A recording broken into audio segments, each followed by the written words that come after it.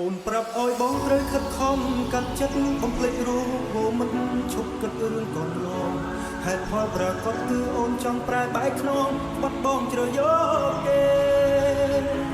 ទឹកភ្នែកប្រឹងសួរទូ